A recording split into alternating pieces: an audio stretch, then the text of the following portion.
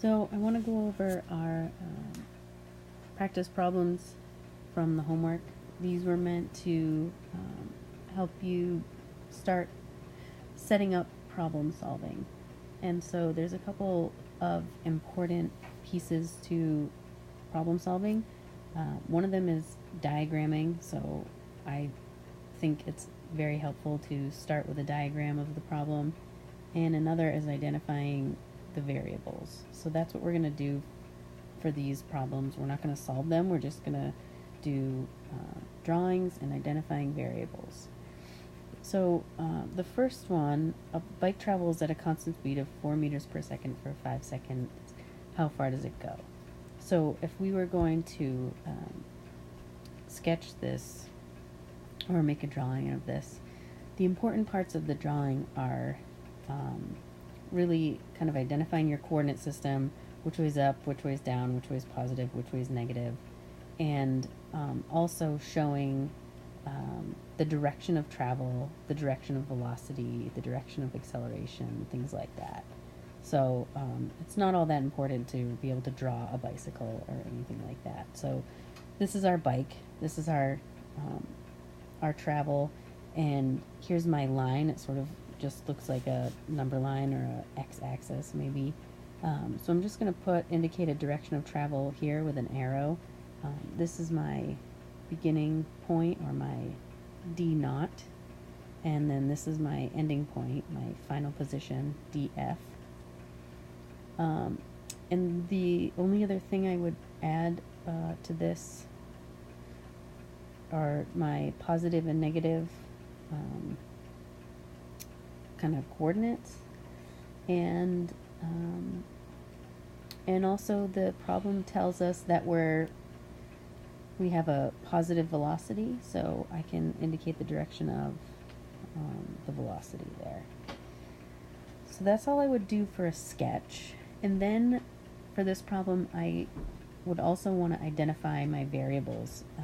It gives us an initial velocity of 4 meters per second.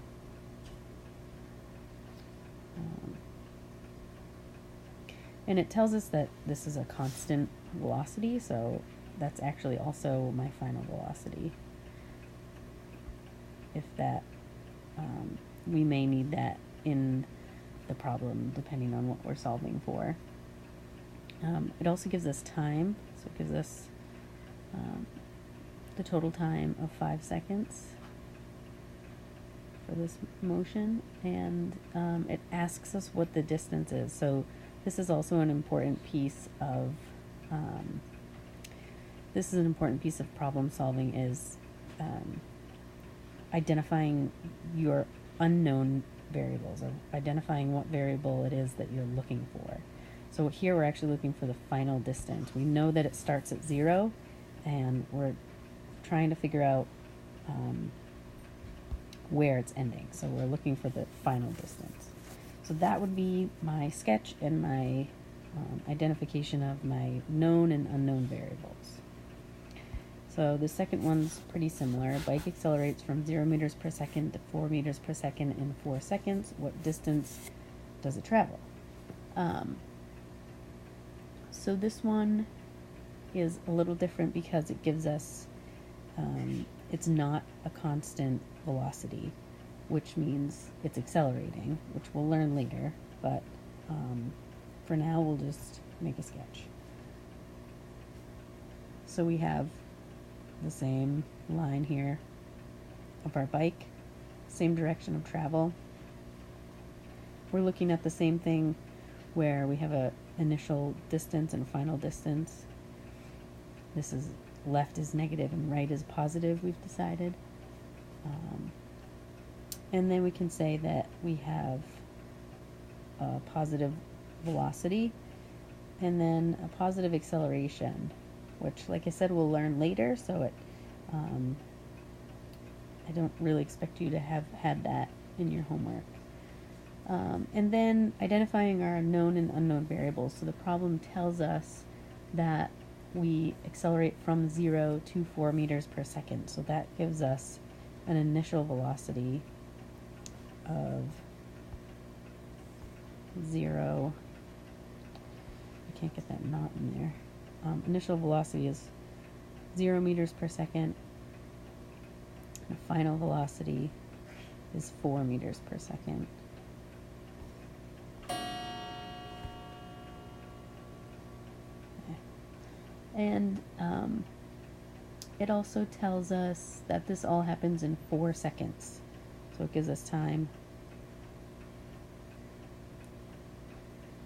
4 seconds. And that's all it gives us, and it's asking us how far it goes. So that's not true. Also, we can also say that the initial distance is 0 meters. It's asking us for the final distance in meters. All right, so that's our second sketch.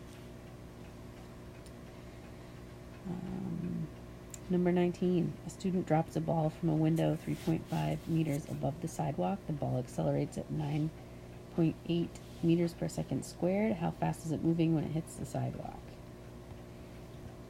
So our sketch, I always draw a cliff for some reason in these ones.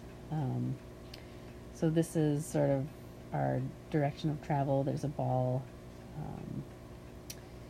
It's moving downward. And